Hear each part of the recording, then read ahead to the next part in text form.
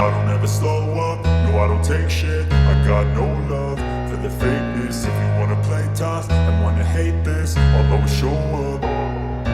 I don't ever slow up, no I don't take shit. I got no love for the fakeness. If you wanna play tough and wanna hate this, I'll always show up and make a statement. I don't ever slow up, no I don't take shit. I got no love for the fakeness. If you wanna play tough and wanna hate this, I'll always show up and make a statement. Everything I do so instinctive and so passionate. Every word I move so descriptive like an adjective. I got a vendetta against people who patented being negative when you should be getting after it. I got facts over tracks, this and that. Spitting slow, spitting fast, I could roast, I could gas. Think I'm okay at last, but I don't know if that can erase all the past. And the pettiness, a reflection of the emptiness. Hilarious, you think you're worth my time, you're delirious. Mysterious, because you hide behind a fake exterior. Inferior, you know I'll always be a bit superior. Get off of me, this ain't no humble brag. I want you to hear words, you can say them back. I want you to feel free from the chains at last, and to believe in what you got, it was built to last, yeah. Now that I've been put through hell, I never got anyone's help. I had to do it all myself. I don't ever slow up, no I don't take shit. I got no love for the fakeness. If you wanna play tough and wanna hate this, I'll always show up and make a statement. I don't ever slow up, no I don't take shit. I got no love for the fakeness. If you wanna play tough and wanna hate this, I'll always show up and make a statement. Gonna learn the consequence of being incompetent. Mental health is confidence, dreams into modestness. I'm not here to save the day, that's for you to take away. I could play a million mind games, but instead I say something not illogical, something that is topical. Rub it on and watch it go, make yourself unstoppable. Dreams are irresponsible, but they're always possible. If you just believe, you could be so remarkable. Thoughts in my head, a collage and they... It's where updates on the progress of Abdul Fattah Issahaku, the anterior cruciate ligament injury to me PK, and I know so when you send him as many me assign a channel. In Komobebri, Ebo Boba from the Black Stars of Ghana, your technical team, Association Ekuta Football, Ghana Football Association, Henry Asante Chum, spokesperson at the association, and Wakodin Komo was Sports FM, and Komoni a lengthy one, but medical the munchimo at the amount, and send a full video nina. Answer no, you like video we, na yen share to other social media platforms. So, oko description box, my WhatsApp link and so them. We have for platform we saw, but more than also best subscribe to channel, no post notification bell no. Me and so far to all. You know so send follow my No TV Sports, Facebook and TikTok. Ladies and gentlemen, Henry Asante Chum according komo was Sports FM. Yebeka ya Endra 2025 AFCON tournament draw no etimi san koso ewo Rabat, Morocco. Na areho se Ghana yentimi asan ka ho bi. First question na ibusa ne say so association no kwan ben so pa e no mo fele ye. Bro mun say yebobo amaman ahododin na Ghana giant of African football yentimi asan anka ho bi. Odi munchimo e de baye. Wasan so a confirm say na nanu ada Black Stars Management Committee chairman Randy Abi Doctor Etimbeka ye no. Otto Addo'S me pa choto obabi asa jo Mahama be saki Otto Addo'S obekoni ade a meka e wo channel we so 100% confirmed, and it's from the Ghana Football Association. Say Otto Addo'S omo maintain no. The worst will only happen say a beer after Ghana ne Chad any Madagascar matches no when to me and perform in a beer before for bit me asensi. But as it stands now, Ekose Ekwakobe 2026 World Cup qualifies na die. Otto Addo'S and a head coach at the Black Stars. Na adenti eno mo keep no esan se me no nyina anim se Otto Addo'S 2025 AFCON qualifies na de wanya de a coach went me and win game no. Ena all chill match say e normal bebre contributing factors no. E dawson de di kan injuries e ka ho bi. De toso me no pre-game conditions e ka ho bi. Match fitness Otto Addo'S na kasa decisions bi a o take yentimi ansamboa ni nyina e play major role in arriving of some of the results a the nyaye e wo 2025 AFCON qualifies. Yenkohwe video ni nyina enti ase na member kramo. Henry, let's get the conversation off the ground. For a lot of people, last night's AFCON draw was I guess a painful reminder that we did not get on the plane or boat to Morocco. And so people are wondering, where do we go from here? Okay, how has maybe I can ask you on the FA, but how does it feel to look at the draw and not see Ghana there? How does the FA feel about Ghana's inability to make the boat to the AFCON later this year? My first AFCON as a journalist was in Mali 2002. You know, and from that time, the only time we've missed out was 2 years after. 2 years after, yes. But since 2004, we've been ever present, and so to miss out this time is a mixed feeling, not a good feeling, especially when you have the likes of Botswana, Mozambique, and co. all present at the tournament. Like you did indicate, yes, when the roll call was mentioned yesterday and Ghana wasn't part, it felt very, very unbearable and very painful, you know, both at personal level and then also, you know, at the national level, because of our pedigree, because of our stature on the continent, and because of our history, you know, in the Africa Cup of Nations.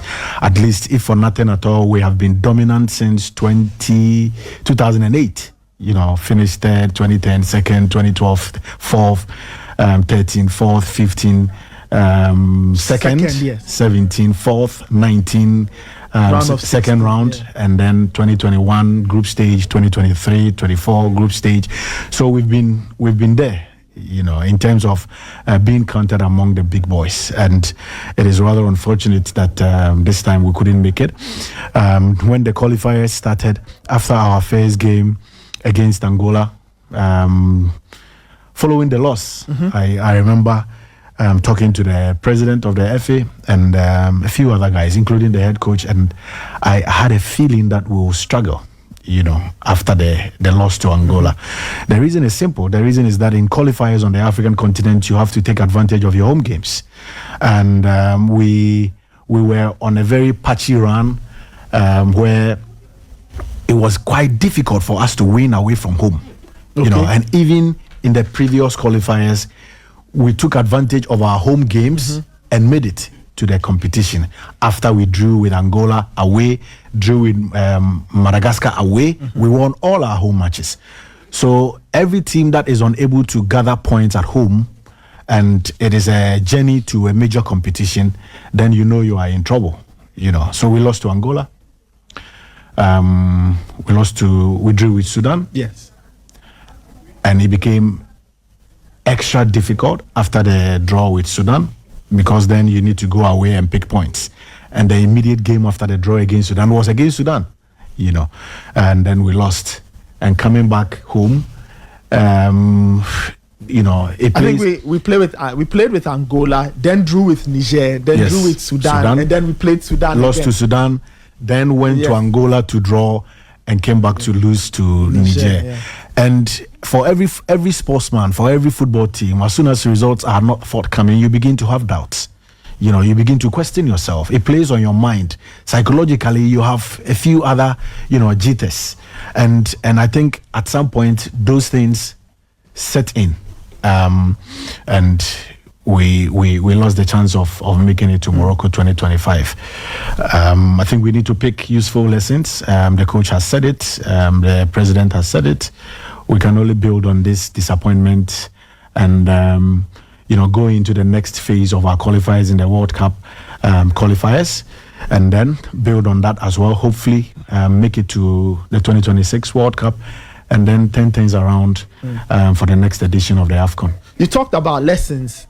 A lot of the things, or the thing that has dominated conversations around this AFCON, the World Cup qualifiers, and in between, is the position of the head coach, Otto Addo. Some say, look, he did not win a game in the qualifying series. 6 games, winless. We lost our unbeaten run at home in Kumasi to Angola. We lost at home to Niger. Some say, or a lot of people say, and I believe in that he should still not have a job as the national team head coach. One, as the FA, is he staying? Has that been confirmed? And 2, why is he staying? Just looking at his body of work in the qualifiers, he didn't win any game. The results were not good. So why is Otto Addo being given an opportunity to extend his stay as Black Stars head coach? I think the new chairman of the management committee has already mentioned the fact that he will stay. Okay. And that's a decision that the Executive Council has taken. I am not part of the council. I only speak the position of the council. So that's the GFA stance that yes. Otto Addo is staying. Yes. Okay. I mean, why? Based on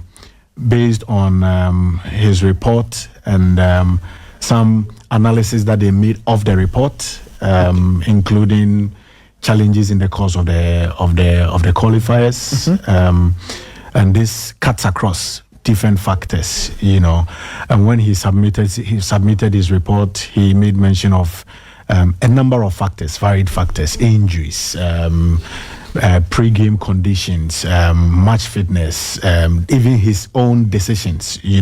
Sometimes some of these things played a major role in arriving at the results. But unfortunately, yes, I agree. Football is about results, or every sporting discipline is about results. I mean, you can put up the best team in place, the best structures, made the best decisions. In the end, if you lose, you've lost.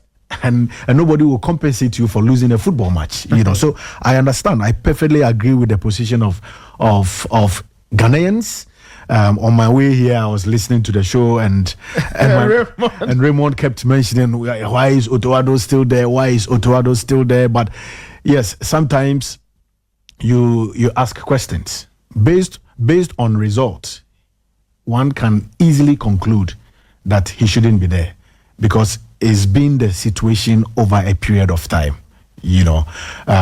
But before his appointment, I think just after the council decided to give him the job, there was an announcement that in the course of this journey, there will be disappointments, there will be failures, there will be mixed results and what have you. But at the end of the day, they are willing and ready to stay with the plan and move with him a long haul, which is why they offered him a semi-long-term contract.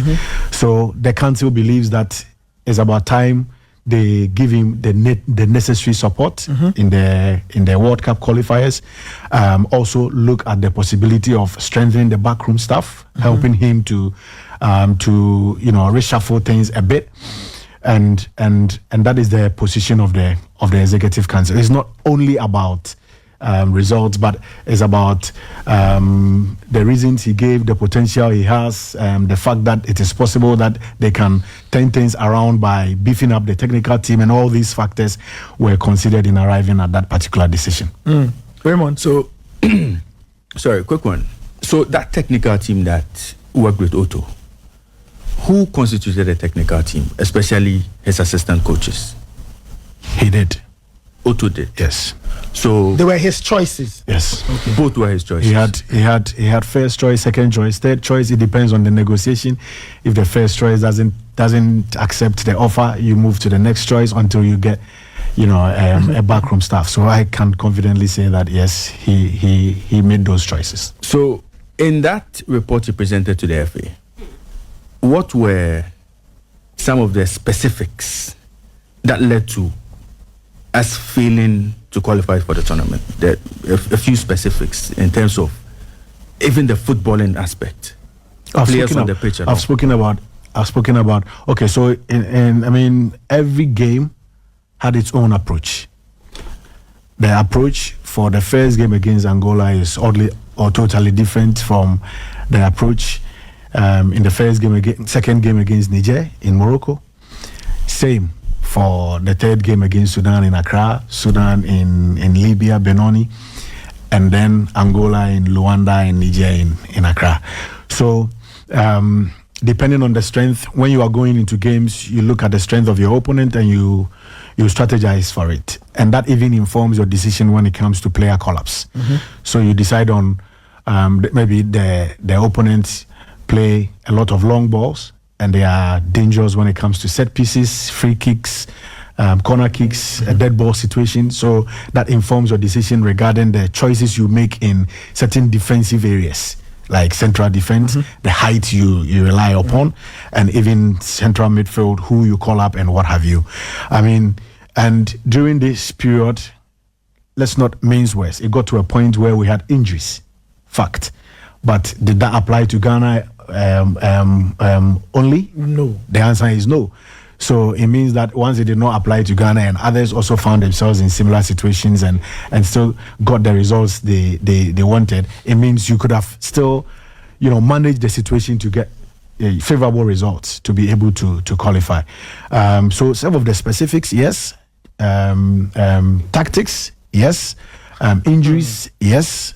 The fact that sometimes we should have taken those crucial moments. You spoke about moments early on, and those are very critical in winning games. Once the moments come and you do not take advantage of those moments, it can go against you. So those are some of the specifics that he touched on, and obviously issues about late arrivals because players play games Saturday, Sunday, and they come Monday and they are playing on Wednesday. So not enough time to plan, not enough time to train, not having enough time to work on tactics and all those things came up in his report. In that document, and based on some of the things you've said, how did Otto manage to convince the FA that indeed he has what it takes to turn things around? Because what you just spoke about, player call-ups, late arrivals, it's not going to change. You are still going to get players coming in late.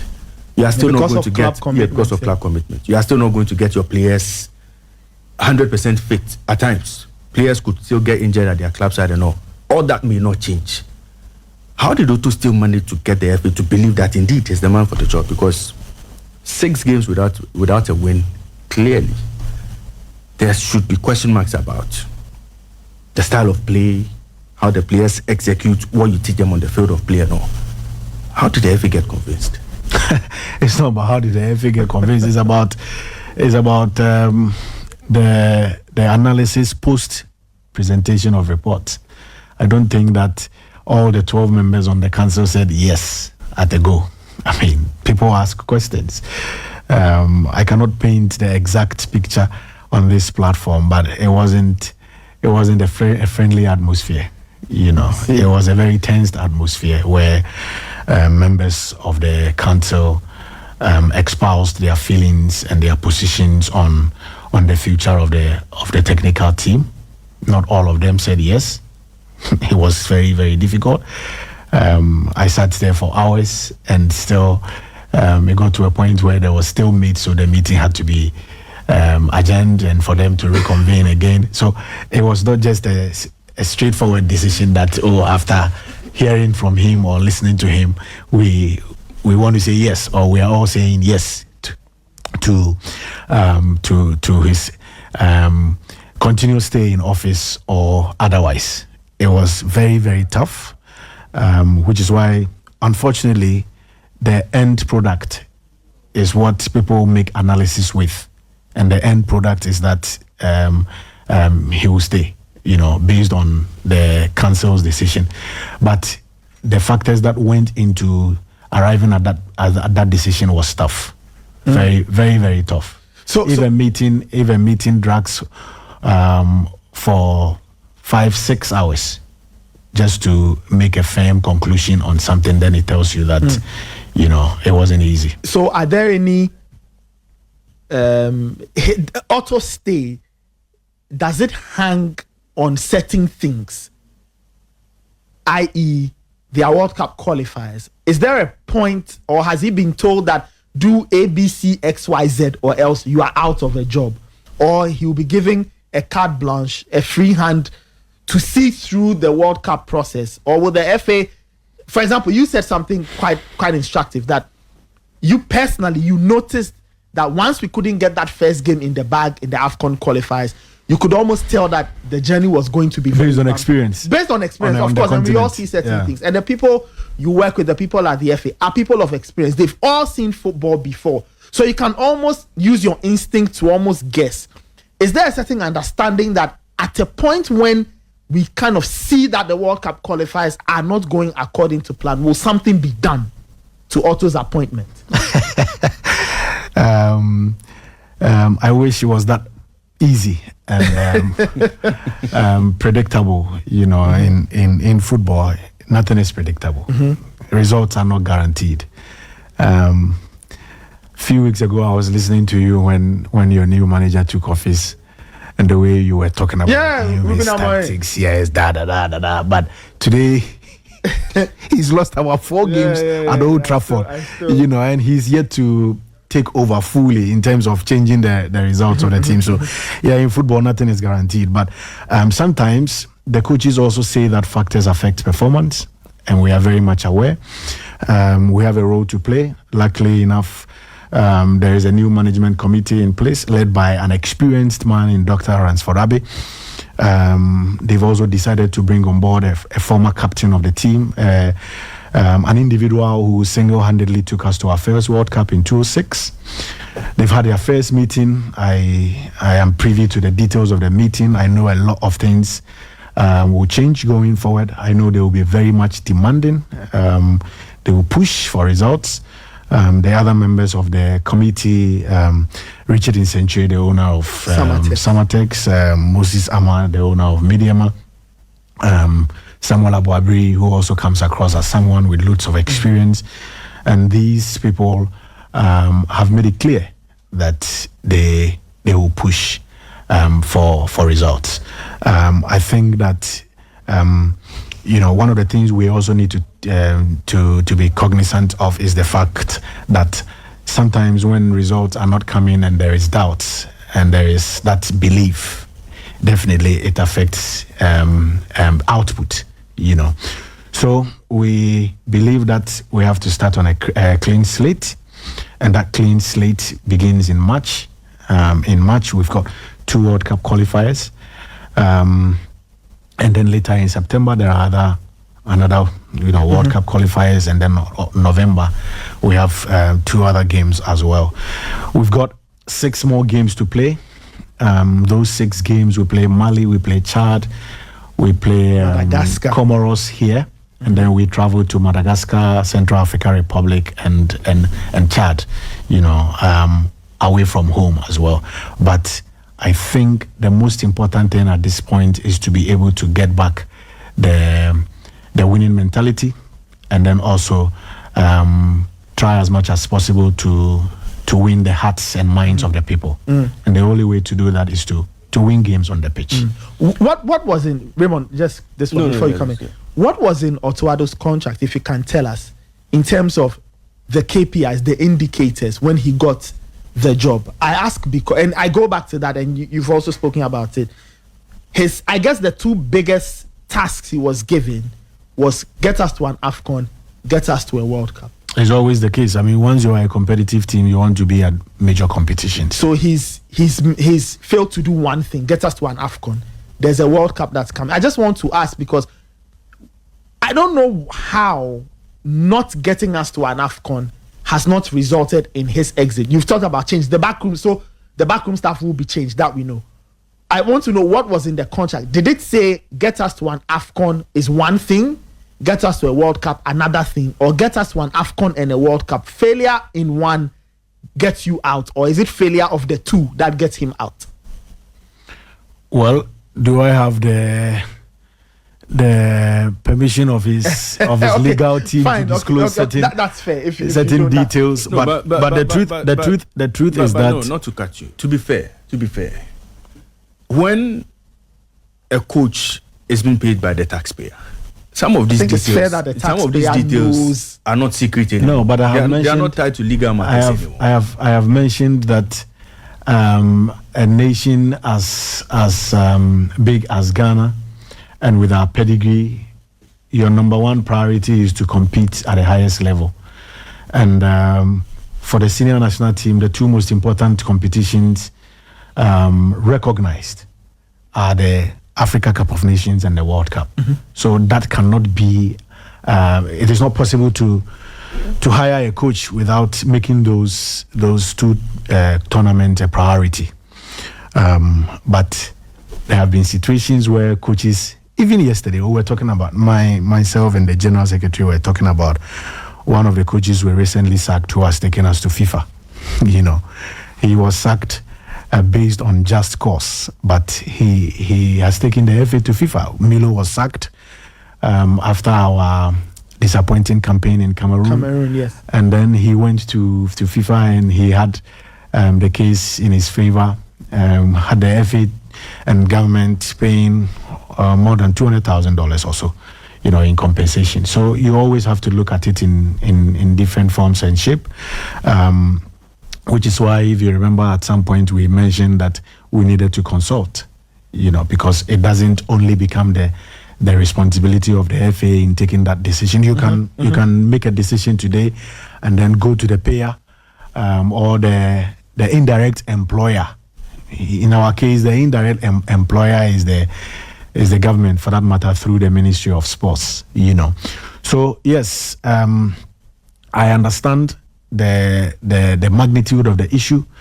I know that a lot of this is also coming from or stems from the fact that if you didn't qualify for the AFCON against teams like Sudan, Niger, and Angola, then what is the probability that you make it to the World Cup against teams like Mali, Central Africa, Comoros. Madagascar, Comoros, and Chad, which looks a bit difficult compared to our opponents, with no disrespect to the other teams in the AFCON qualifiers. But all these concerns are genuine. If I were in your position, maybe I would have done worse. I would have said worse things concerning this particular situation. But I have always said that the most important thing at this point is for us to be calm. Which is why I have said at this point, you need calm nerves. The decision you make today can come back to haunt you either positively or negatively tomorrow. Emotions don't come in at all. You have to be calm and make the right decisions that will inure to the benefit of all of us. At this point, the council's decision is that the man stays on and have his backroom staff reshuffled. So, two questions before we go. It's the council's decision that Otto stays on. What is the the indirect employer? What is his decision in all of this?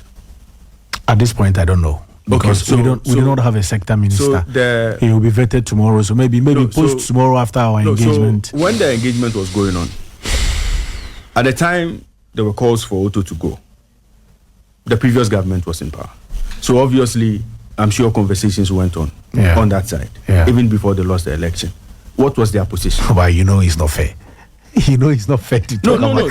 Because you mentioned compensation. Yeah, I get it. I get it. But at the end of the day, even if they agreed that the man is fired, they will not be the government to pay whatever compensation today. So I think it will be unprofessional to talk about the decision or the position of the SWAL government when a new government is in place. So I beg this one. So your decision now, based on your decision now, you have to wait for the new government and the new sports minister to give his blessings, right? The council has taken a decision. Yes, I'm sure when the new minister is vetted tomorrow and is finally sworn in, there will be a brief, and he will be giving a detailed report or analysis of the situation, and he has also the power to make a decision whether to intervene positively or negatively, depending on the situation. If there is enough time for him to intervene negatively and say, no, I don't need him, I am bringing a new man. We are representatives of the public, and we go by the decision of the public. So regardless of your earlier decision, my position as minister is this, that. You do not have much to say, because if that is the decision of the opposition of the government, what can you do? I see. Yeah. So is Otto getting 2 new assistant coaches? 2 new assistant coaches. You mentioned his backroom getting reshuffled. Does that reshuffle include changing his immediate assistants? Will that reshuffle affect them? Are they staying or going? Let's put it in very simple terms. I know there will be changes across board. We are not only looking at assistant coaches. The assistant coaches come in different forms and shape. At the moment, we've got 2 video analysts who work with the team. We've got a goalkeepers coach. We've got the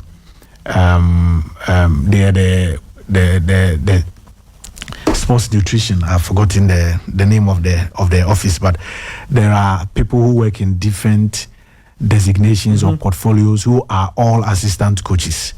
But on a match day, or the main assistant coaches you see is assistant coach 1, assistant coach 2. But there are a lot of people who play different roles who are all classified as assistant coaches. So there will be, from what I know, they have started discussions, they have started contacting some people, and I am sure once they firm it up, we will make an announcement in that regard. You mentioned the sector minister. Honorable Kofi Adams has been nominated by the president. He goes through vetting.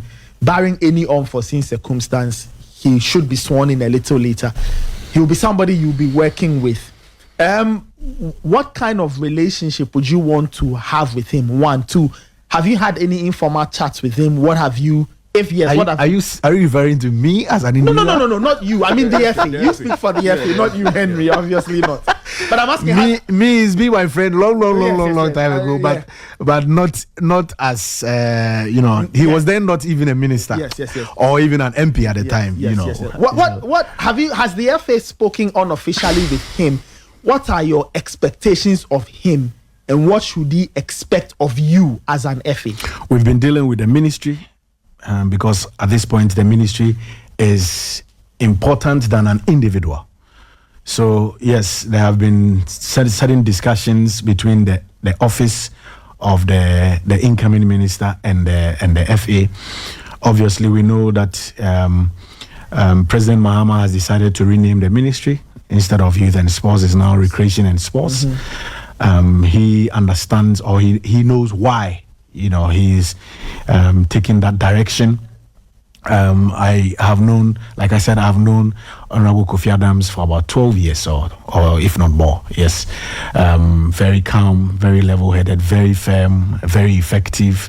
I remember some time ago I was doing something for the office of the former president, His Excellency Jerry John Rawlings. He was then working with him as an aide, and the kind of effectiveness with which he carried out his duties was absolutely awesome. So he is someone I know has the trust of His Excellency John Dramani Mahama to man that ministry. We just expect that he will come in, do his job diligently. We believe that there are a lot of challenges in our industry, not only about the senior national team, but we have to be honest and put it as it is, that there are lots of challenges in our industry. From juvenile football to women's football to coaching education, even our domestic league competition, player recruitment, marketing of the game, infrastructure deficit, putting the game on TV, making it accessible to the public for them to enjoy the product. There are lots of challenges, and it doesn't take one individual to solve those challenges. It takes the collective effort of you and me. I said you as in the media, myself, still a journalist. We cannot do it without the support of the public, the support of a major stakeholder like the media, corporate Ghana, and what have you. But it takes one person to drive that vision, and that vision is going to be driven by the incoming minister. We hope that he goes through the vetting process tomorrow successfully, and once that is done, we will meet him. We will hand over our plan and our proposals to him, and already what has been done in the last 5 years, we'll also give him a brief in that direction, and hopefully he is able to succeed in that ministry. What should he expect from the Ghana Football Association? A cordial relationship, but we are not an association that frowns on being corrected or going through the right processes or procedure if things are not looking good. I listen to people every time. I read. I listen to Raymond when I have the time. I listen to this platform since you started, and I ask myself, are those things right or wrong? Is he right in his assessment, in his analysis? If he is right, what can I pick out of the things he's saying to be able to do things right or to do things the right way? And so I do not think that the position you hold and the position he holds, or the position the Nuhu or any other person holds, is an agenda to make people look bad, but it is for our own good. I have been to 4 World Cup tournaments. The first time I was at a World Cup was in 2006. But Nathan, the possibility of me not being to Germany would have been high if Ghana had not qualified for the tournament. Okay. So Ghana made it to the tournament. We all said, oh, hallelujah, we went there.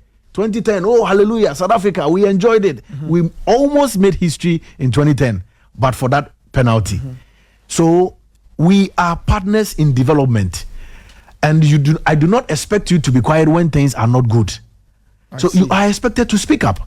So and that is the only way we can all develop. That is the only way we can all grow. So the FA is not against objective and constructive criticism. So we will work in the best way as possible and give the minister the best support he deserves, or we can. And at the end of the day, it is Ghana sports that wins. If all things go well, if you are able to make it to the next World Cup in USA, Mexico, and Canada, hallelujah, we will all be happy. Finally. Yes, Raymond. And I'm a DJ na ABC video ne ewa nti ese metimi twa updates ne so short sene subsequently the akenya no me de bebro Kwame Esiedu batasa na de untwa de boso tumi se Kwame Esiedu hia skapa Dominic so design thumbnails no main comment box no mo na me show appreciation bra won so wabomodin so do comment atum ewo comment box no mo Queen Yakupon Enshaw Eric Mensa we heavy papa Edward Papasen close to also you heavy our comment box no Edward Papasen Atoma Raymond also heavy Olembe Wahab Edward Papasen Sanso ena Albert Inkum the comments ewaha Emmanuel Eshen comments and so ewaha Queen Asempiatum Edward Papasen Rufai Abdullah Ofosu Prosper Dotimo also Yakupon Inshaw Atoma Raymond and more farm comments and subsequently most on the bar made the shout outs in the prem of the case. So until you meet again on this platform, it's bye for now.